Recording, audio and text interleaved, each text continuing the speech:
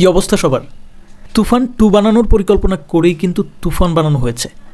তুফান শুধুমাত্র একটা ট্রেলার ছিল, আসল সিনেমা হবে তুফান 2। এই কথাটা কিন্তু আমার না, এই কথাটা তুফান সিনেমার পরিচালক রায়হান রাফির। তুফান 2 প্ল্যান করেই তুফান 1 লেখা হয়েছে। তুফান 1 হলো জাস্ট ট্রেলার, তুফান 2 হলো আসল সিনেমা। এরই মধ্যে জোর গুঞ্জন শুরু হয়ে গেছে যে আগামী 2 মাসের মধ্যে তুফান 2 এর শুটিং শুরু হতে যাচ্ছে। শোনা যাচ্ছে তুফান সিনেমার অভাবনীয় সাফল্যে তুফান টিম এবং রায়হান রাফি এই মুহূর্তে তুফান সিনেমা ছাড়া, তুফান 2 ছাড়া অন্য কোনো কিছুই ভাবছেন না। এবং আমরা তুফান 2 বানাবো, আমরা প্ল্যান করে করছি, মানে হুট করে ডিসিশন হয় না যে আজকে আচ্ছা কাজ করে তুফান 2 বানায় ফেলি। আসলে এখন প্রশ্ন হচ্ছে কেমন হতে পারে তুফান 2 সিনেমার গল্প? তুফান অলরেডি ইন্ডাস্ট্রি হিট তকমা পেয়ে গেছে, বিশ্বের বিভিন্ন দেশে ভালো ব্যবসা করেছে। আমি আশা করছি আমার এই ভিডিও এই মুহূর্তে যারা দেখছেন তারা প্রত্যেকেই তুফান সিনেমাটা দেখে ফেলেছেন।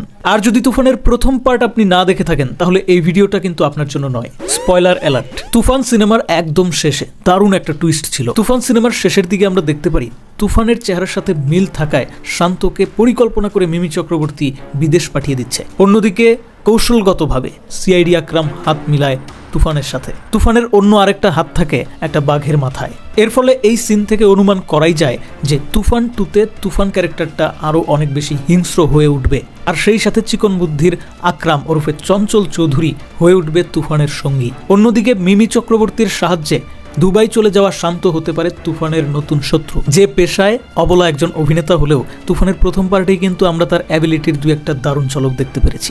আর একটা কথা বলে দেই, এবার কিন্তু দ্বিতীয় পার্টে তুফান ইন্টারন্যাশনালে খেলবে।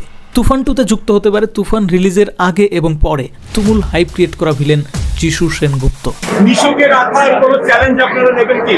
দেখা যাক 2তে আরো অনেক বড় চমক থাকতে পারে, এর থেকেও বড় চমক থাকতে পারে। একটু ভালোভাবে খেয়াল করলে বন্ধুরা তোমরা বুঝতে পারবা যে তুফানের প্রথম পার্টে কিন্তু এই ক্যারেক্টারটার জন্য একটা স্পেস রাখা হয়েছে। দুষ্ট কোকিল নামে একটা গানে তুফান দেশের টপ হিরো নাম্বার 1 হিরোকে মেরে ফেলে, যার নাম থাকে সোহান চৌধুরী। তো মরে যাওয়া সেই সোহান চৌধুরীর নামের সাথে মিল থাকা আরেকটা নাম কিন্তু এই সিনেমায় শোনা গেছে, কিন্তু ফেস রিভিল করা হয় নাই, বরুণ চৌধুরী। আচ্ছা, এমনটাও তো হতে পারে যে সোহান চৌধুরীর বড় ভাইয়ের নাম বরুণ চৌধুরী। নিজের ভাইয়ের হত্যার প্রতিশোধ নিতে তুফান 2তে ভিলেন রূপে হাজির হবে বরুণ চৌধুরী। অনেকেই ভুল বুঝে আমাকে, অনেকেই বলে যে আপনার আপডেটটা মিললো না, অথবা মিললে বলে মিললো। এটা কিন্তু আপডেট ভিডিও না, মানে আপডেট দিচ্ছি না, কিন্তু এই কথাগুলো কিন্তু 100% অ্যাকুরেট না, এটা জাস্ট প্রেডিকশন ম্যান।